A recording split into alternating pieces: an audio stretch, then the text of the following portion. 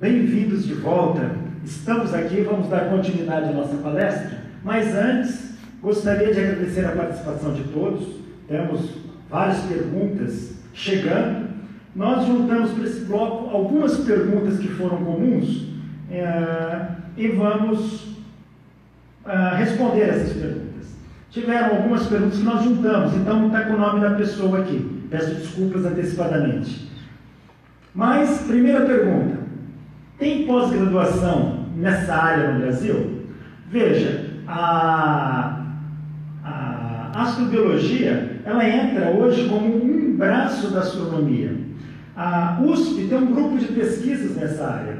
E você pode fazer pesquisa em astrobiologia seguindo um desses caminhos. Ou buscando entrar num grupo de pesquisa de astrobiologia pura, ou fazer um caminho paralelo. Pode ir para uma área de bioquímica, biofísica, ou mesmo astronomia pura e física, e dali buscar uma pós-graduação que faça interface nessa área.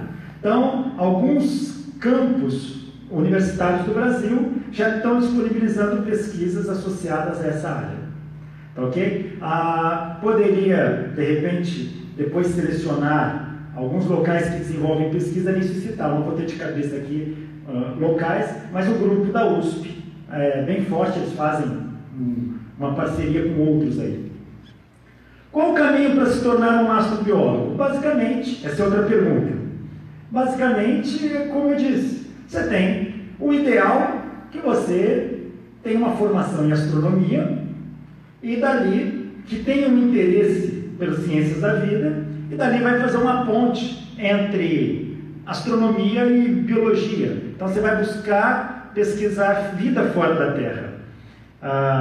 O caminho é estudar. Você pode chegar a ser um astrobiólogo como fazendo um curso de astronomia ou de física, mas você também pode ser um astrobiólogo fazendo biologia, fazendo bioquímica. Então existem vários caminhos que levam a Roma, tá? Então tem muitas formas. O principal é que você estude e tenha vontade.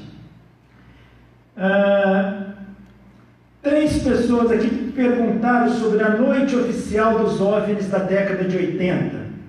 Bom, essa noite oficial dos OVNIs ocorreu, se eu não me engano, em 1986. Foi um momento em que o céu do Brasil ficou tomado por 17 ou mais até objetos voadores não identificados e que a Força Aérea perseguiu esses objetos. Tá? Força Aérea Brasileira, que foi com caça, e seguiu, e vários pilotos deram depoimento, deram entrevistas, e o próprio ministro da Aeronáutica também falou sobre isso. O que fica disso foi que inconclusivo, ninguém soube o que era aquilo. É um fenômeno estranho, sem dúvida. Alguns pilotos alegam que aqueles objetos deveriam ter uma inteligência por trás. Bom, mas eram extraterrestres? Não, ninguém sabe. O que era aquilo, ninguém sabe. Então fica um ponto de interrogação. É um fenômeno efêmero, ou seja, ele ocorreu naquele momento e não se repetiu mais daquela forma. Então, se alguém tem alguma informação extra, pode ser a Força Aérea, mas eu duvido que tenha muito mais informação do que já foi divulgado. É estranho? Claro que é estranho. É exótico? Sim, sem sombra de dúvida. Assusta? Assusta. Mas o que eram aqueles objetos? Ninguém sabe. Agora, o fato da gente não saber o que era, não significa que nós temos que aceitar a ideia que eles eram extraterrestres. Tá? Lembra que a gente vivia num período de franca disputa entre Estados Unidos e União Soviética. E havia muitas naves militares produzidas por esses países. Ninguém sabe o que era aquilo. E muitos pilotos alegaram que ficaram assustados com aquilo. Perseguiram esses objetos a quase 2.000 km por hora e eles estavam ali voando. E depois desapareceram. Tá? É um fenômeno estranho e que eu acho, sim, que a ciência tem que dar atenção para esse tipo de coisa. Também não é tratar com desdém. Porém, a gente tem que assumir a nossa ignorância. Nós não sabemos o que foram aqueles objetos. E temos mais uma pergunta aqui. Bom, 4 pessoas pediram para disponibilizar os artigos. Eu não vou ter esses artigos aqui em mãos, mas eu tenho a citação deles. Depois, só vocês entrarem no banco de dados, está aqui tá no slide, o vídeo vai ficar disponibilizado para vocês e baixem os artigos. Mais uma pergunta. A presença de água em um planeta é indício da existência de vida? Isso levando em conta que os primeiros organismos vivos da Terra estavam nos oceanos? Bom, essa pergunta eu vou deixar para responder daqui a pouquinho, porque eu vou falar sobre a questão da água. Então, daqui a pouquinho eu volto nessa questão. Vamos dar continuidade à palestra.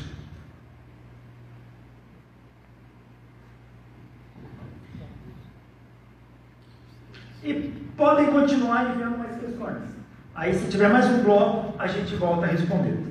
Bom, então já discutimos a fronteira entre o vivo e o morto, a questão química e biologia, máquina-organismo.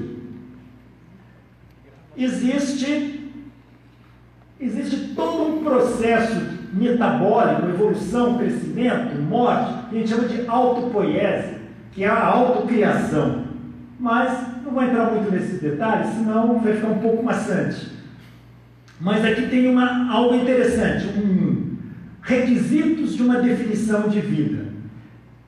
Para ter vida, tem que ser universal e coerente com a compreensão dos sistemas vivos na ciência moderna. Quando eu falo em vida, isso tem que estar dentro do modelo do que nós chamamos de vida. Ser estruturada de modo a proporcionar uma compreensão clara e uma transmissão fácil de seu conteúdo no meio científico. Não adianta eu falar que vida é algo esotérico, se eu não tenho como fazer ciência sobre isso, esse conceito de vida não tem valor.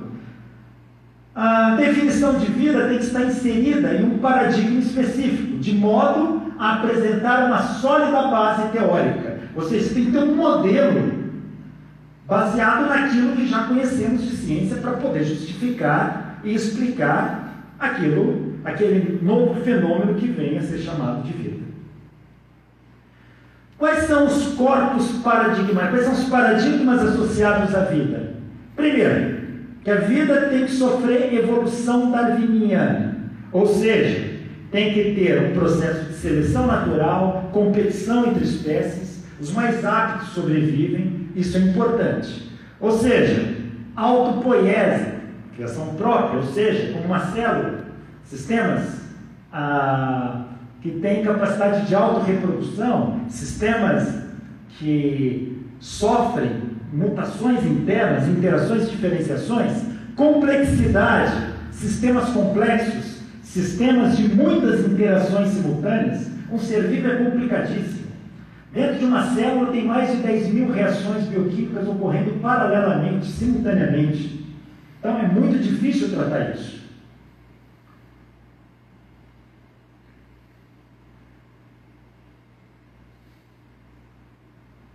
Bom, uma coisa que nós entendemos, há um consenso. A vida precisa de um meio para que ela se desenvolva, um solvente. No caso aqui na Terra, a água. Ela precisa de elementos biogênicos, ou seja, elementos que estruturam o ser vivo.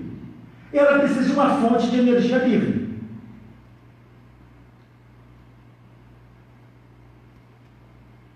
Muitas pesquisas que se desenvolvem na busca de vida dentro do nosso sistema solar, geralmente estão relacionadas à vida como nós conhecemos. Essa vida que a biologia trata. A gente nunca pensa num sistema diferente desse. Bom, vamos começar falando então um pouquinho da vida aqui na Terra. Porque se a gente quer entender vida, uma possível vida em outro planeta, a gente deve começar com a busca dessa vida dentro do modelo de vida que nós temos. Tá? Isso não significa que a vida não possa ser diferente da que conhecemos, mas buscar aquilo que conhecemos é de grande ajuda. E aí vem uma pergunta: como a vida surgiu no planeta Terra? De onde surgiu a vida na Terra? Bom, nós temos teorias associadas a isso. Nós temos uma teoria conhecida como abiogênese, ou geração espontânea, que diz que a vida surgiu da matéria bruta a partir de uma força vital. E temos a teoria da biogênese, que diz que a vida surgiu a partir de um outro ser vivo. Ou seja, biogênese diz que a vida surge de uma outra vida pré-existente. E a abiogênese diz que a vida surge da matéria bruta. Vamos falar da abiogênese. Um dos textos mais antigos que se encontra sobre a biogênese está associado a Aristóteles, há mais de 2000 anos. Aristóteles vai falar que para que a vida surja, deve existir um princípio ativador, algo que cause vida, que está associado a uma força vital. Esse princípio tem que ser capaz de produzir matéria viva a partir da matéria inanimada. E surge num dado meio, conhecido como geração espontânea. Então, para Aristóteles, a vida vem da matéria bruta. E em muitos textos antigos que bebem nessa fonte, alegam, por exemplo, você coloca uma pedra numa lagoa, depois de um tempo você vai lá, você não vê a pedra, mas tem um sapo. E vão alegar que a pedra virou sapo. Por quê? Ele tem um princípio ativo que agiu sobre essa pedra e transformando em sapo, fez um ser não vivo se transformar num ser vivo. Um fio de cabelo que você joga num lago, depois de um tempo tem uma cobra, e coisas assim. Essa foi uma ideia que se sustentou por muito tempo. A Igreja Católica, após o ano 1000, ela se torna aristotélica. Tá? Para ser mais preciso, após 1300, mas a partir do ano 1000, a Igreja Católica começa a ver nas ideias de Aristóteles um aval para o seu pensamento. E veja, Aristóteles dizia que o universo é perfeito. A Igreja Católica colocava também o universo perfeito, associado a um Deus onipotente, onipresente, onisciente, que criou todas as formas de vida no planeta. Aristóteles falava que a vida vem da matéria bruta, a biogênese. A Bíblia falava que Adão surgiu do barro. Então, a Igreja Católica começa a fazer um paralelismo entre as ideias de Aristóteles e o seu pensamento, e passa a defender a posição aristotélica, não apenas por isso, mas também por isso. Tiveram muitos defensores da biogênese. Um deles, já no século XVII, um médico chamado Jean-Baptiste van Helmont. Esse foi um grande defensor da abiogênese, que a vida vem da matéria bruta. Ele chegou a divulgar até uma receita de como a gente pode criar no sentido de produzir camundongos, tá? Onde ele fala que deveria pegar uma camisa suada e colocar em contato com germe de trigo, colocar num local fechado, comprimida essa camisa, e trancar num ambiente escuro. E você vai ver que após 21 dias vai surgir ratos. E essa camisa com suor teria virado ratos. O suor seria o princípio ativo que produziria os ratos. Então essa ideia de que a vida vem da matéria bruta por um princípio ativo perpetuou por muito tempo. Então a receita de ratos de Van Helmont foi levada a sério. Está aqui, como fazer, como que você constrói ratos. Leva 21 dias.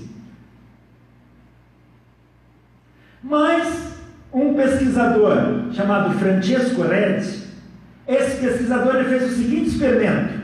Ele pegou carne crua e colocou em alguns recipientes abertos e outros pedaços de carne crua em igual número de recipientes, só que fechado por um pano. Ele notou que nos recipientes que estavam abertos surgiram larvas de moscas, e nos que estavam fechados, não. Os defensores da geração espontânea falavam que carne exposta no ambiente poderia virar mosca. E o que o Francesco Redi mostrou é que os potes que estavam com carne vedados por um pano não surgiram larvas de mosca. E qual foi a conclusão deles?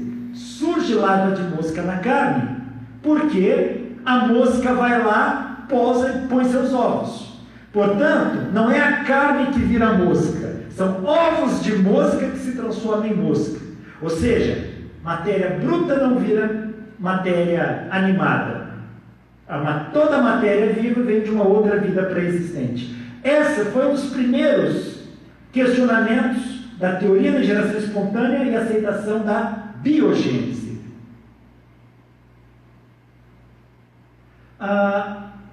Anton von Leeuwenhoek construiu um microscópio e ele, ao observar gotículas de água no microscópio, viu um universo inteiro de seres que se mexiam, que ele chama de micróbios. E muitas das ideias da época é que esses micróbios nada mais eram do que partículas de poeira que, em contato com a água, se transformavam em seres vivos. Era uma teoria de geração espontânea. Até que entra em cena dois pesquisadores, John Needham e Lázaro Spallanzani. Foram dois experimentos similares e que um vai defender a teoria da geração espontânea e o outro da biogênese. Spallanzani elaborou um experimento que ele coloca dentro de um frasco um caldo nutritivo tirado de vegetais e ele ferve esse caldo. Depois que ele ferve, ele examina esse caldo quente, depois de fervido, ele vai examinar e vai mostrar que não existe nenhum sinal de ser vivo dentro dele.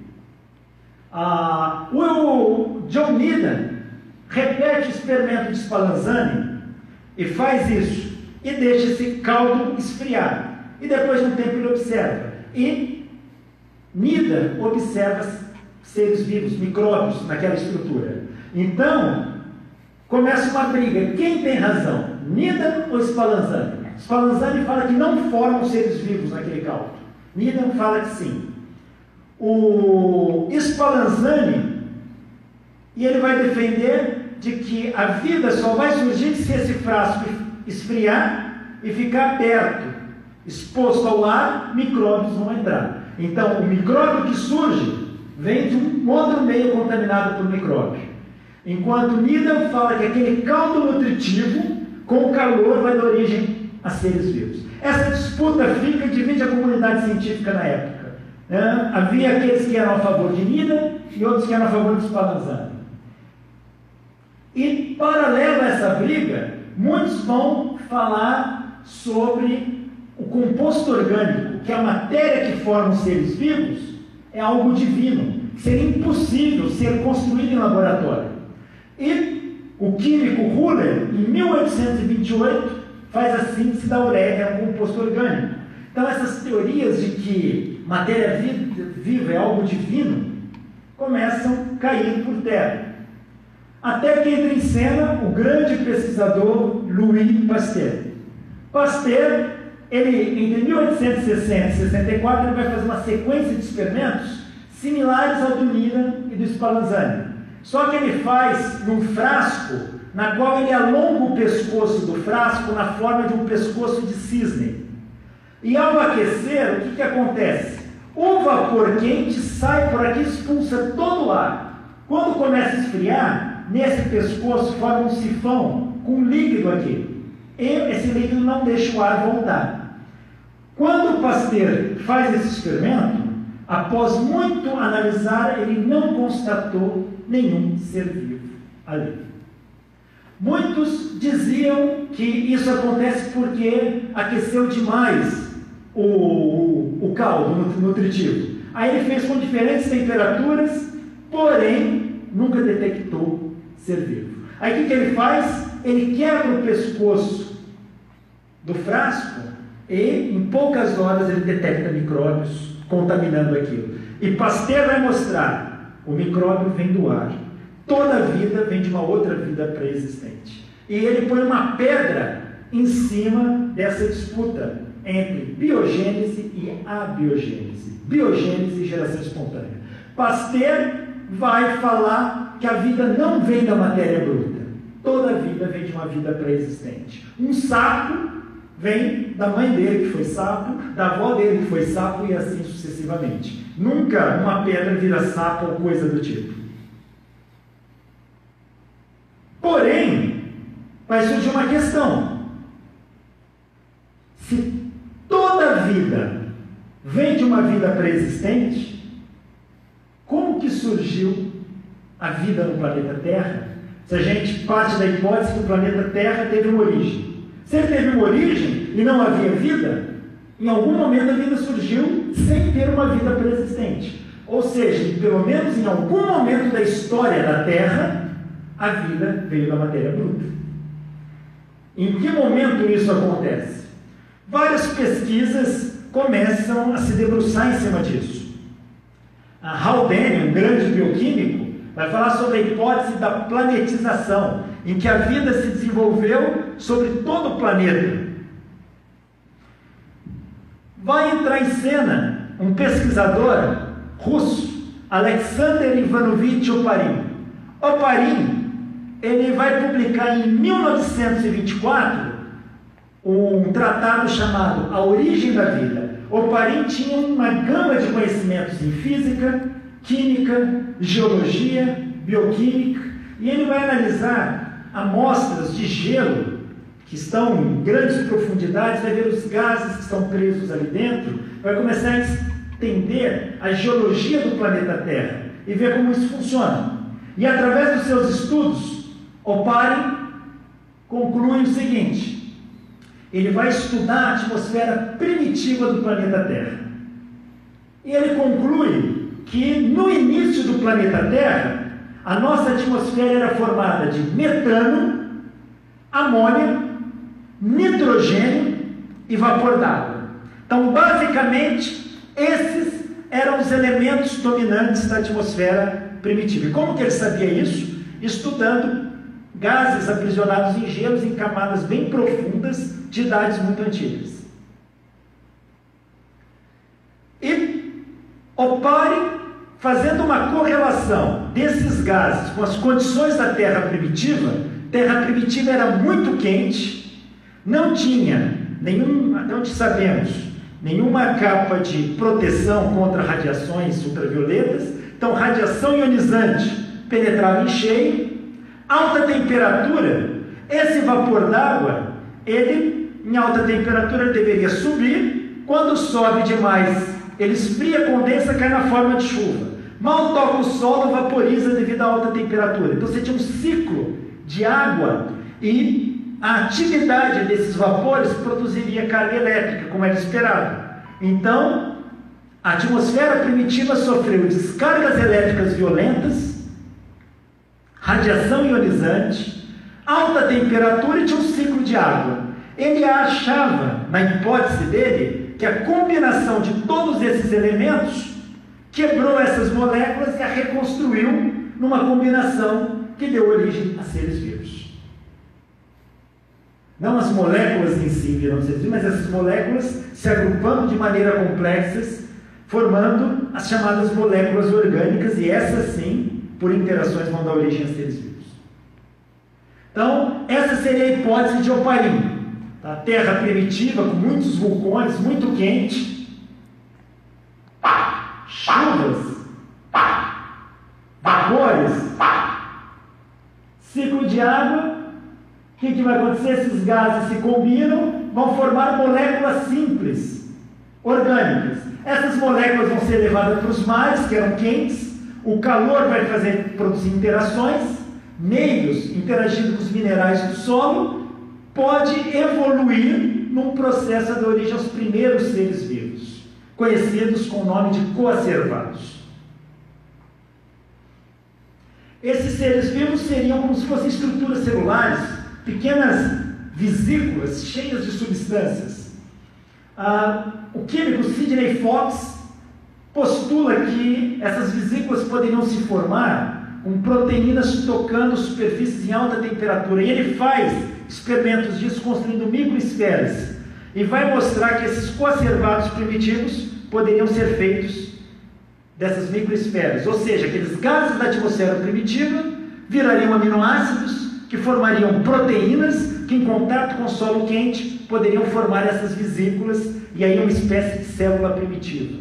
Está aqui o que poderia ser uma microesfera, uma espécie de coacervado. A evolução passa a ter todo um mecanismo. Deixa eu só voltar aqui. para ver se não pulou nenhum slide. Não, está certinho. Então, como é que esses coacervados, esses seres primitivos, poderiam obter energia? Aí tem toda uma discussão se eles eram autotróficos ou heterotróficos, ou seja, se eles sintetizavam o próprio alimento ou se eles buscavam um alimento pronto em algum lugar. Muitos estudos apontam que eles deveriam ser autotróficos ou autótrofos, tá? Poderiam produzir seu próprio alimento por fermentação, quimiossíntese e fotossíntese. Tá? Os heterótrofos ou heterotróficos usariam um processo de respiração. Porém, usando modelos de termodinâmica, mostra-se que os heterotróficos devem ter surgido primeiro, buscando um mínimo de energia. Então, esses seres estavam no oceano repleto de alimentos. Esses seres heterotróficos capturaram esses alimentos e depois, por um processo evolutivo mais complexo, pode ter dado origem aos autotróficos. Importante dizer que não havia oxigênio na atmosfera primitiva. De onde que surge o oxigênio? Veja, muitas moléculas orgânicas podem ter sido formadas formando açúcares, como glicose. Esses açúcares, por um processo de fermentação, poderiam dar origem a moléculas mais complexas, como álcool, gás carbônico. Esse gás carbônico, reagindo com água com luz, produziria novos açúcares, ou seja, um processo de fotossíntese. E esse açúcar com oxigênio poderia dar origem ao gás carbônico e água, que seria o processo de respiração aeróbica. Enfim, temos modelos para discutir como que a vida, e temos diferentes controvérsias sobre esses modelos. Como que será que a vida surgiu na Terra? E quais os fatores que determinam? Uma coisa sabemos, a vida na Terra depende da água. Mas não depende só de água, depende de outros componentes, como o campo magnético. Se a Terra não tivesse um campo magnético com uma intensidade adequada, pode ser que vento solar teria emergido bastante para quebrar essas moléculas orgânicas do solo e talvez essas reações que deram origem aos seres vivos nunca tivessem ocorrido. Outra coisa, reações paralelas que deram origem ao oxigênio na atmosfera terrestre fez uma diferença enorme para a evolução da vida. A Terra vai passar por um processo onde vai começar um aumento de oxigênio, e esse aumento de oxigênio ele vai passar em duas etapas. Primeiro, o que é chamado holocausto do oxigênio, ele foi responsável pela síntese de uma grande quantidade de radicais, nessas reações primordiais. E depois, esse oxigênio inicialmente reagia com íons de ferro, e o meio, fazendo isso, tornou o meio aeróbico, após esgotar os depósitos de íons de ferro. O oxigênio que sobra vai ficar disponível para os seres vivos. Então isso vai ocorrer em algum momento, tá? Entre 2 bilhões de anos atrás a 500 milhões de anos atrás.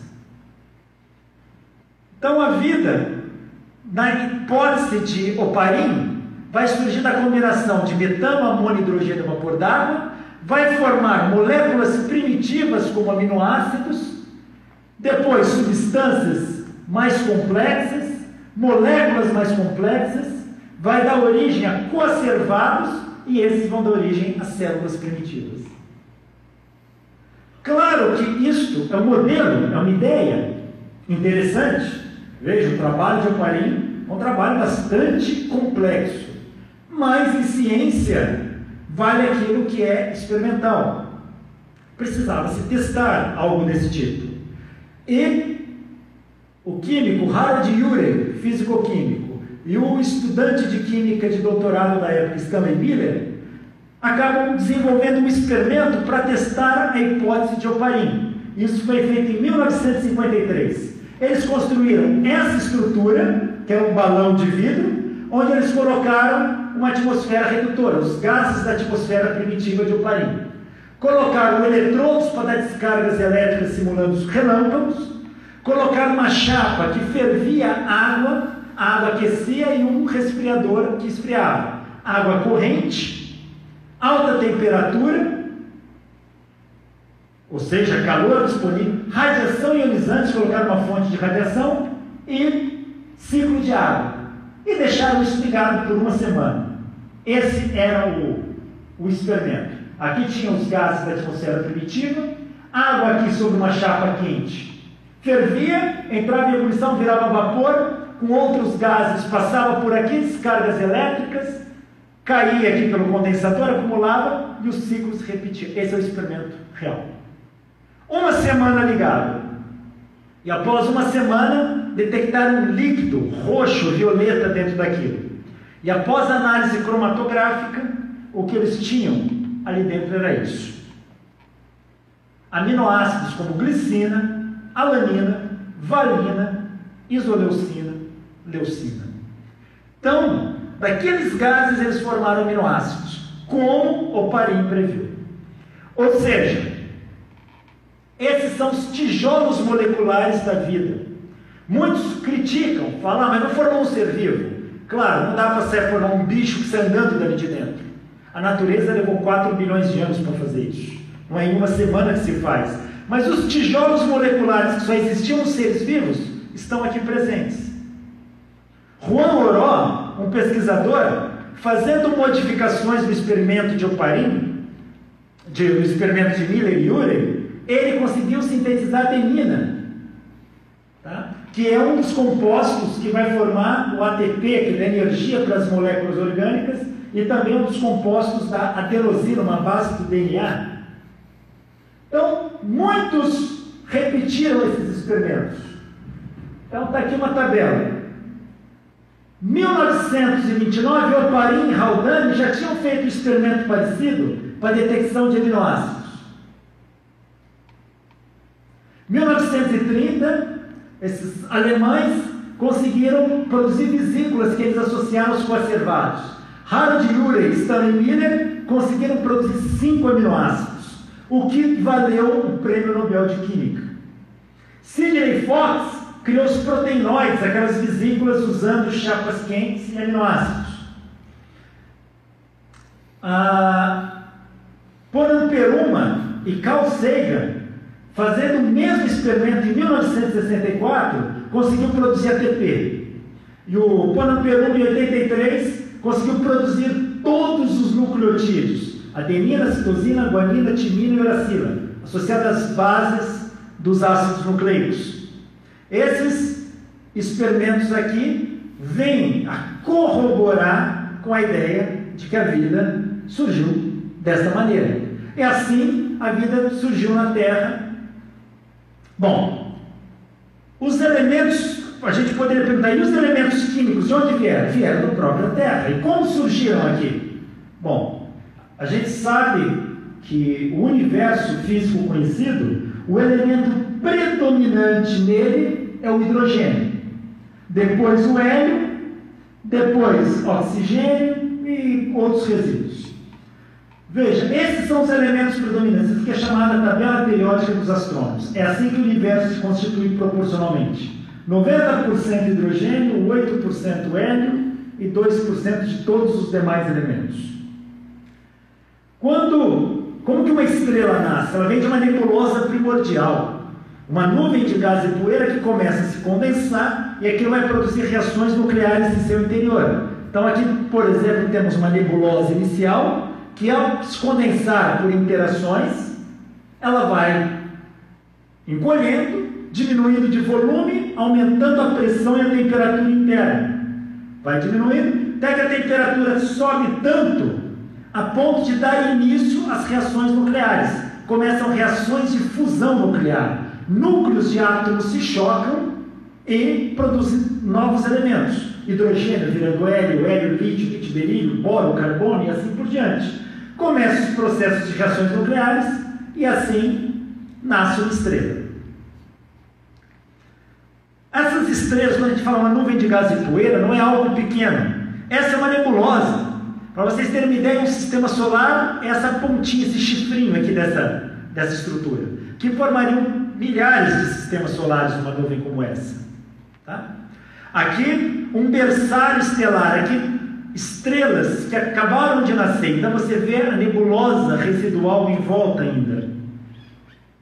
Aqui, essas nebulosas presentes, também, galáxias. Então, a hipótese de Kant-Laplace Buffon, de uma nuvem de gás e poeira dando origem a todo o sistema solar. E a formação do sistema solar vai vir disso. Essa nuvem se condensa, a parte central vai dar origem à estrela principal, o Sol, vai sobrar um monte de resíduos que vão se aglomerar, são partículas rochosas, essas partículas vão se aglomerar, vão se juntar formando os planetesimais, e disso vão se juntar formando planetas em órbitas aqui. Então, aí a gente vê estágios de formação de estrelas e planetas. As Pleiades é um grupo de estrelas jovens, ainda você vê uma névoa em torno de cada estrela, resto daquela nuvem de gás e poeira que a formou, e a estrela principal se forma como o nosso Sol. O nosso Sol tem uma alta taxa de radiação, emite isso para o espaço, que a gente vê uma explosão, uma ejeção de massa coronal. Essas ejeções de massa coronal são gigantescas. Só para se ter uma ideia, que é o planeta Terra e uma ejeção de massa coronal, em comparação. São um feixe muito intenso de partículas carregadas eletricamente em direção ao espaço. Aqui eu não vou entrar nesses detalhes agora, eu acho que ficaria um pouco maçante, mas isso é uma reação nuclear. Dois prótons, que seriam representantes do hidrogênio, se fundem, formando o deutério, que se junta com o próton, se fundem, forma hélio 3, mais próton, se fundem, forma hélio 4, ou seja, hidrogênio se transforma em hélio no núcleo das estrelas. Em outras palavras, as estrelas, por reações nucleares, é uma verdadeira máquina de fabricar átomos. De onde que surgem os átomos que nós conhecemos? Basicamente do núcleo de estrelas. Todos? Não. As reações nucleares, elas têm um máximo de energia aqui. E esse máximo converge para o ferro. Se eu vier para aumentando aqui o tamanho do núcleo, ou seja, o tamanho do núcleo atômico, eles tendem a sofrer fissão e converter para o ferro. Se eu tenho núcleos pequenos, eles tendem a se fundir e converter para o ferro. O ferro é o ápice dessa curva. Isso significa que se é um processo de fusão em núcleos de estrelas, eles vão formar até o elemento químico ferro. Todos os elementos se formam até o elemento químico ferro em núcleos de estrelas. Porém, uma estrela com uma massa inicial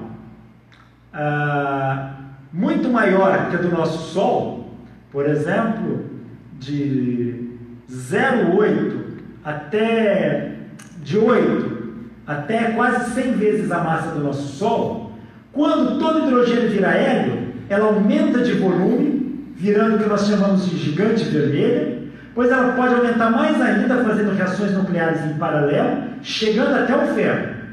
Aí, atingiu o ferro, não há mais produção de energia nuclear. É como se apagasse a fornalha. Toda aquela energia que está expandindo, fazendo a estrela aumentar de volume, cessa. E todo aquele volume desmorona sobre o núcleo. Ao desmoronar, nós temos uma tremenda explosão que a gente chama de explosão em supernova. Um dos eventos mais catastróficos que a gente conhece do universo. Essa explosão em supernova libera tanta energia em reações paralelas que nessas reações de uma explosão em supernova conseguimos formar elementos mais pesados do que o ferro. Então, aqui a gente sintetiza quase toda a tabela periódica. Em outras palavras, quando se dizem que nós somos feitos de poeira das estrelas, quer dizer que o átomo de ferro que está no meu sangue veio de alguma estrela que existiu aqui antes do nosso Sol. Aqui os antigos já observavam explosões de supernovas. Está aqui algumas fotos de explosões de supernovas, nebulosas planetárias, que é um outro tipo de evolução, aqui as explosões de supernova. Isso é uma galáxia inteira, e aqui é uma estrela que explodiu, tamanha energia liberada. Aqui, só para você ter uma ideia, a supernova 1997, está aqui, ó. Aqui não tinha estrela, você nem enxergava. Essa estrela explodiu e passa a ser visível. Aqui houve uma explosão de supernova. Então, os átomos, até o ferro, são produzidos em núcleos de estrelas. E os átomos, demais átomos da tabela periódica, em explosões de estrelas. Ou seja, somos restos de estrelas. E é esse material que forma os seres vivos. Tá? O problema é, a gente vai buscar vida fora da Terra. Que tipo de vida a gente espera encontrar? Já sabemos que os astrobiólogos não pretendem gastar tempo e dinheiro buscando seres antropomórficos. Não. Vamos primeiro buscar aquilo que é mais fácil, buscar talvez seres microscópicos, que a gente tem métodos de análise.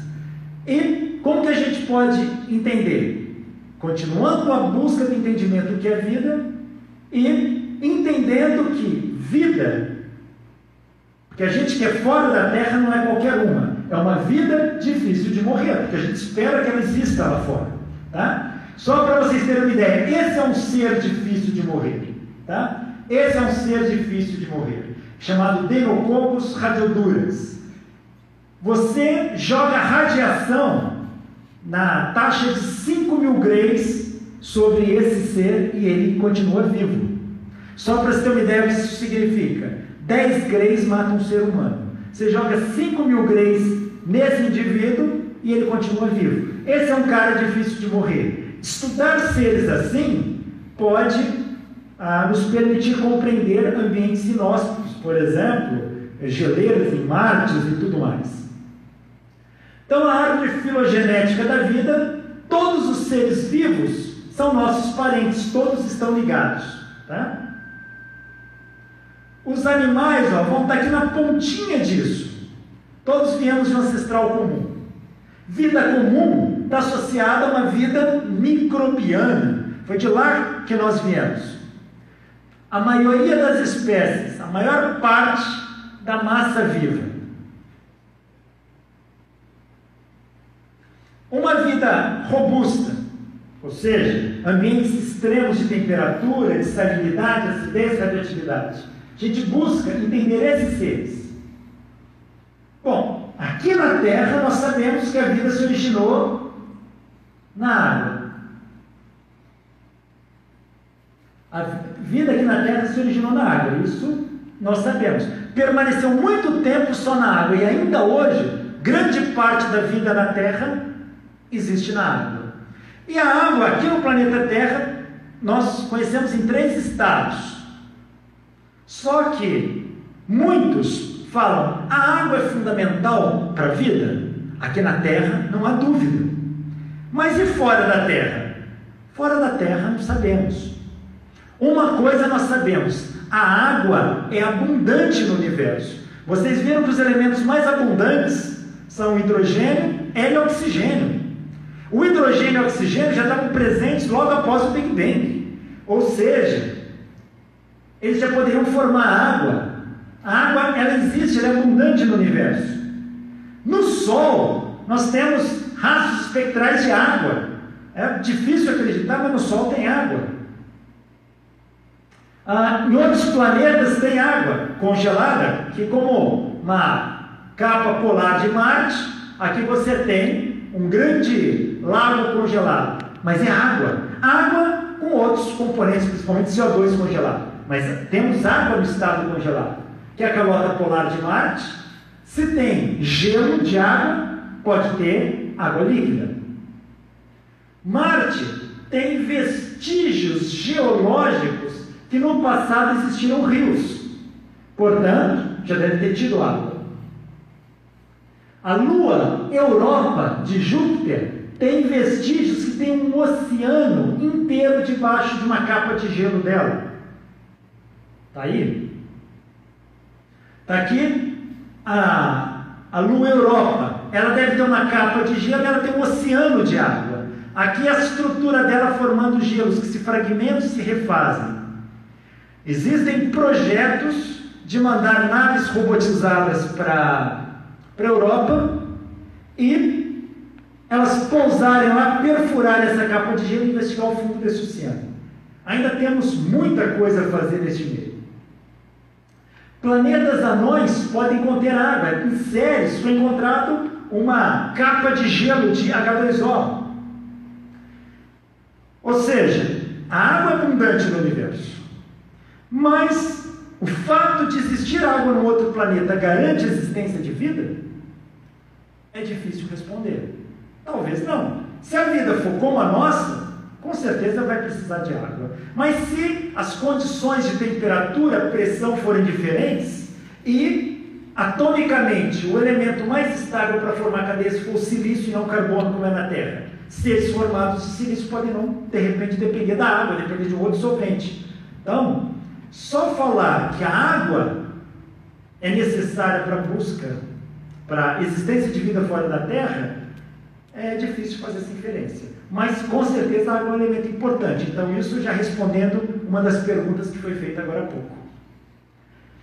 Toda a vida do planeta Terra é baseada nessa molécula complexa de dupla hélice, que é o DNA. Tá? E o DNA, ele é 99,9% dele formado pelos átomos de carbono, hidrogênio, oxigênio e nitrogênio. Esses são os átomos que formam o DNA. 4 entre os 5 átomos mais abundantes do universo, presentes há 11 bilhões de anos, estão aqui no DNA. Ou seja, os elementos bases para formar o DNA existem há pelo menos 11 bilhões de anos. E eles estão presentes em todo o universo. Então, a química básica da vida não é uma exclusividade do planeta Terra. É uma química, basicamente, de todo o universo, até onde nós conhecemos. Então, essa é a palavra-chave da química do universo e da vida. CHOM. CHOM é carbono, hidrogênio, oxigênio e nitrogênio. Alguns, se quiserem complementar com elementos menores, podemos chamar de CHOMPs: carbono, hidrogênio, oxigênio, nitrogênio, fósforo e enxofre. Tá? Mas os elementos químicos que formam a vida na Terra são abundantes no universo. E a gente já encontrou em meteoritos, ou seja, aqueles objetos rochosos que viajam pelo espaço sideral e caem na Terra, diversos compostos orgânicos. Olha essa tabela. Alguns meteoritos contêm aminoácidos e eles vieram do espaço sideral, ou seja, os tijolos básicos da vida encontrados em meteoritos. Além desses tijolos básicos da vida, centenas a milhares de compostos orgânicos fora da Terra. Isso são indícios mais do que suficientes de que os elementos químicos que formam a vida não é exclusividade do planeta Terra. A química dominante no espaço é a mesma da vida. Aqui, vários outros compostos encontrados no meio interestelar. Então, olha a quantidade de compostos químicos e muitos deles orgânicos. Tá? Tabela do Physical World, tá? De 2003. Existem compostos característicos encontrados em nebulosas, como os hidrocarbonetos poliaromáticos, que são essas estruturas orgânicas bastante complexas. E isso encontrado, por exemplo, no espectro de uma nebulosa de reflexão NGC 7023, tá? Publicado em 96 esses dados. Ou seja, os elementos necessários para formar vida na Terra são abundantes no espaço sideral, estão por aí há muito tempo. A pergunta então é: será que a vida surgiu na Terra ou ela foi trazida do espaço para a Terra? Essa é a hipótese conhecida como panspermia cósmica. No passado, o químico Arrhenius havia levantado uma hipótese de que a vida foi trazida por meteoritos na Terra. Só que, na opinião dele, esses meteoritos estavam contaminados por seres vivos, como se fossem bactérias, que caíram aqui e infectaram o planeta Terra. Sabemos que essa hipótese não se sustenta, obviamente, porque seres vivos não sobreviveriam a alta temperatura quando o meteorito cruza a atmosfera terrestre. Porém, hoje, com tantos elementos orgânicos no espaço sideral e meteoritos que caem aqui, quem não garante que esses elementos foram os elementos, a química base para formar os seres vivos na Terra, foram trazidos da Terra por meteoritos?